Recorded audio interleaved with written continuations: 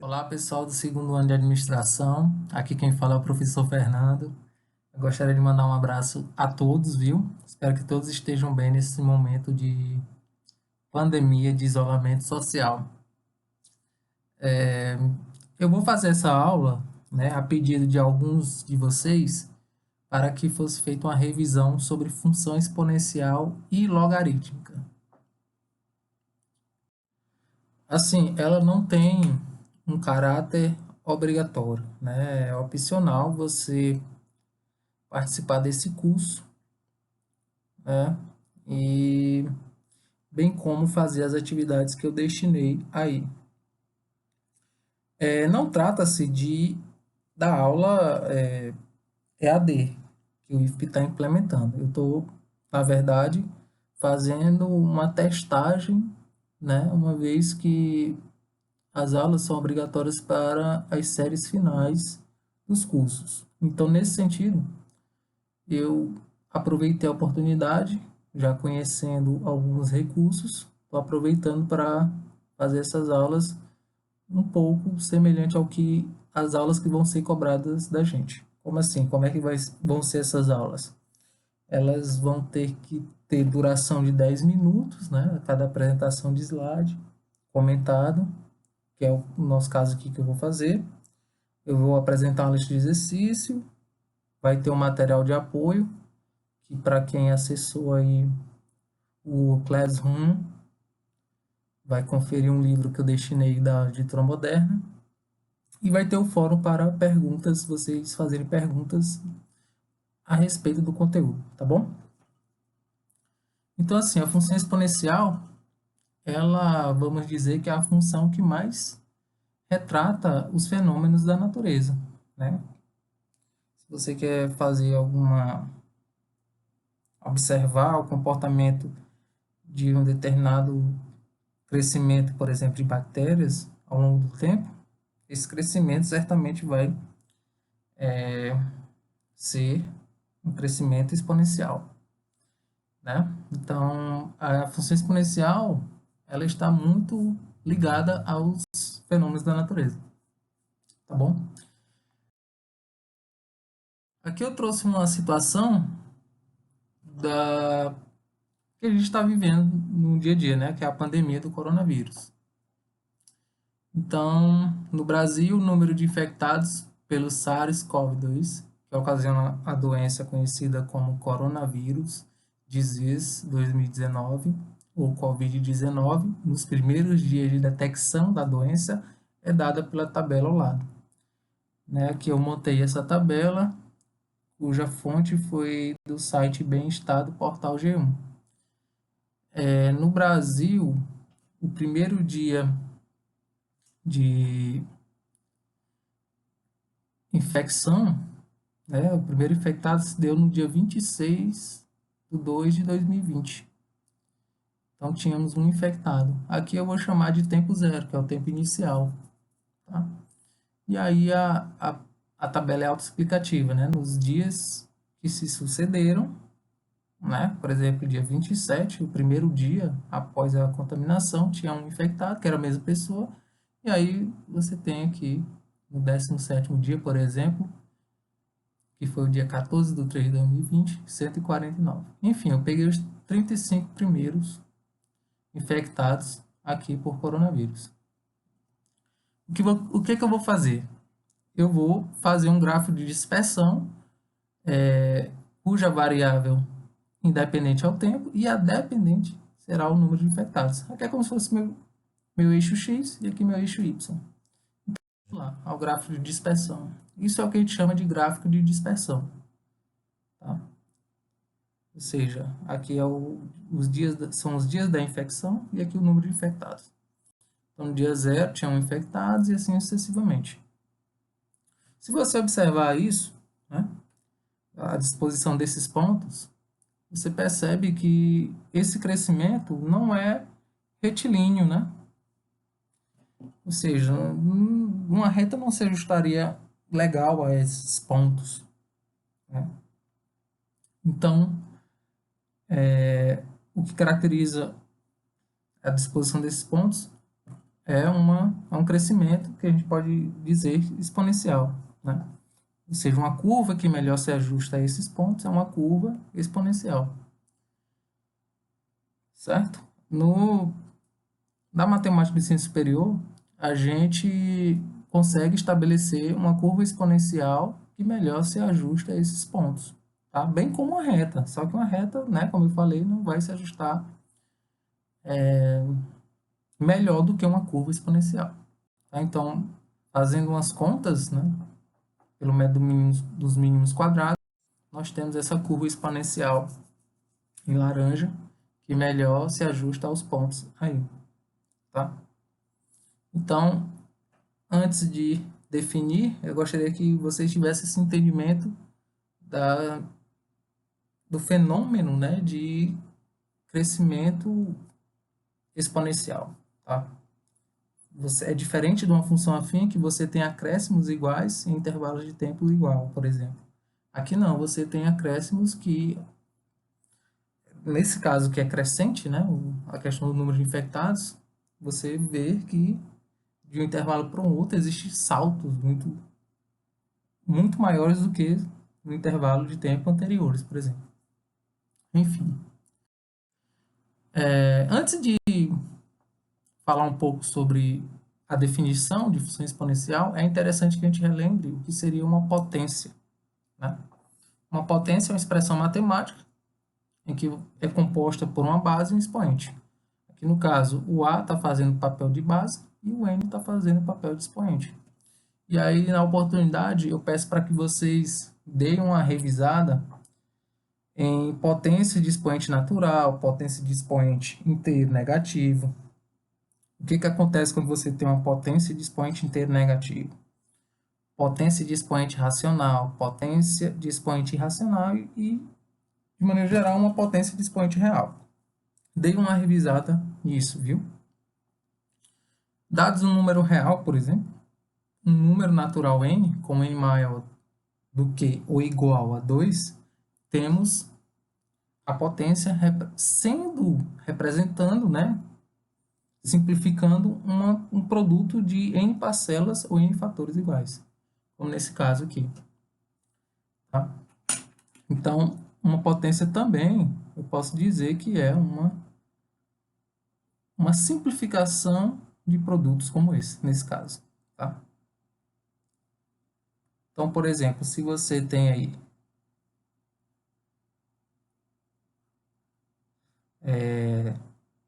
vou colocar aqui 2 elevado a 4, né? Todo mundo sabe que isso é 2, representa 2 vezes 2 vezes 2 vezes 2. Então, em algumas oportunidades, o interessante não é nem saber o resultado da expressão, e sim, não é saber o resultado desse produto, e sim expressar dessa forma. Então, vamos lá a definição de função exponencial. Uma função exponencial, f dos reais nos reais não nulos e não negativos, como está aqui, é chamada função exponencial de base A, quando existe um número real A com A maior do que zero, e esse mesmo A sendo diferente de 1, tal que f de x é igual a elevado a x para todo x pertencente aos reais. Calma, muita calma. Basicamente, para a gente ter uma função bem definida, né, nós precisamos desse gradiente, que é justamente a relação entre os conjuntos. No caso aqui, o meu domínio são os reais, então o domínio da função são os reais, e o contradomínio dessa função são os reais não nulos, ou seja, diferente de zero, e não negativos, ou seja, os positivos. Então, essa relação é chamada função exponencial, desde que haja uma base, né? Observa lá que eu falei de base, de potência, né? Quando essa base é um número real, não qualquer número real, é um A maior do que zero e diferente de 1. Então, se você pegar aqui uma reta real, tá? você destaca aqui uma bolinha aberta para 0 e uma bolinha aberta também para 1. Então, os valores de A que A pode assumir, né? Vamos dizer que esse aqui são os valores de A. São esses aqui. São aqui na minha expressão. Aqui insiste em não riscar. Enfim, destacados aí, tá? Então, tal que a lei de formação dessa função é f de x igual a elevado a x, para todo x pertencente aos reais. Então, a função exponencial tem essa lei de formação, esse número a não pode ser negativo e nem igual a 1, tá? Uma pergunta que pode surgir é por que ele não pode ser negativo ou igual a 1? Então, vamos tentar responder aqui de antemão esses questionamentos. Então, observe o seguinte. Se o A fosse menor do que 0, tá? Você poderia ter um caso como esse. Olha só. Se o A fosse menor que 0, vamos tomar que A é igual a menos 1. Então, você poderia ter menos 1 elevado a um determinado valor de x. Nesse caso, eu vou colocar elevado a 1 meio. Todo mundo sabe, né, que isso aqui, essa potência de expoente racional, por isso a importância de eu ter pedido para vocês revisarem, isso aqui, na verdade, é a raiz quadrada de menos 1. E isso aqui não pertence ao conjunto dos números reais, e sim ao conjunto dos números complexos. Tá? Então, dentro dos reais, isso aqui não é admissível. Então, você considera os valores de A positivo para evitar casos em que você não tenha números reais, né? Como nessa situação aqui. Por outro lado, se você tivesse A igual a 0, né? Você poderia ter uma situação como essa. A sendo 0 elevado a 0. Isso aqui na matemática é o que a gente chama de indeterminação. Tá? Então, também não pode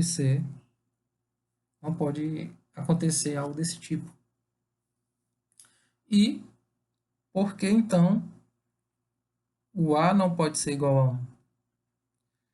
O A não pode ser igual a 1, porque se você tivesse o A sendo igual a 1, por exemplo, 1 elevado a x, isso sempre vai ser 1, certo? Então, isso aqui é constante.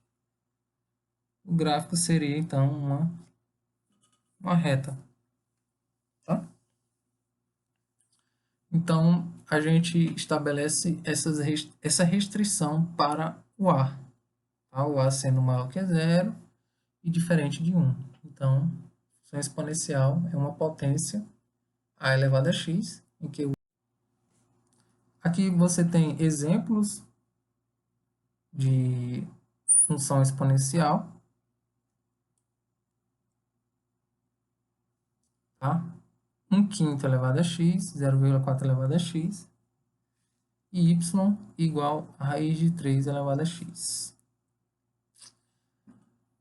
Além da função exponencial, existem funções que podem ser obtidas a partir dela. Como, por exemplo, olha só, f de x igual, o A observe que estava sendo 3 e o expoente que é 2x mais 1. Ou seja, você tem uma função afim ocupando o expoente, né, daqui dessa potência. Tá? São funções exponenciais também. Aqui você tem 5 vezes 4 elevado a x. Observe que aqui a função exponencial 4 elevado a x está multiplicada por 5. E h de x igual a 2 elevado a x, né? Aqui você tem uma função exponencial e subtraída menos 1. Nós vamos ver depois, na parte de gráficos, que cada variação dessas funções exponenciais vai interferir na questão do gráfico. Tá? Nós vamos ver depois, separadamente, essas interferências, né, da função essas vertentes da função e a interferência no gráfico, tá bom? Antes de a gente entrar na parte de gráficos, é interessante a gente falar do número E, que ele vai ser muito importante também para quando a gente falar de logaritmo, por exemplo. A descoberta desse número E é atribuída a John Napier no século XVII. Tá? Ele estava estudando lá sobre logaritmo, né? E ele encontrou esse número E, resultado dessa expressão 1 mais x elevado a 1 mais x, desculpe, 1 mais x elevado a 1 sobre x, quando esse x se aproxima de zero. Observe que se você tem uma reta real, né, aí você tem um número zero. Eu posso me aproximar de zero tanto pela esquerda, ou seja, pelos números negativos, como pela direita, através de números positivos. Então aqui eu peguei uma tabela, vou analisar somente me aproximando de zero pela direita, ou seja, através de números positivos. Então eu peguei aqui x cada vez menores, 0,1, 0,01, 0,001, né? 0,0001, enfim, cada vez mais próximo de zero pela direita. Então, quando você, usando aqui uma calculadora científica, você pode chegar a esses valores aproximados, né? Então, o número E, a gente costuma utilizar essa aproximação aqui de 2,7. Ele é um número irracional, tá? Ele não tem uma representação aqui finita e nem periódica, tá bom? Aqui você tem uma aproximação com algumas casas decimais, tá? 3, 4, 5, 6, 7, 8, 9, 10, 11, 12. 12 casas decimais, tá? Então, na próxima aula nós vamos verificar a questão dos gráficos, as propriedades, resolver equações e equações exponenciais, tá bom? E aí com isso a gente fecha essa parte.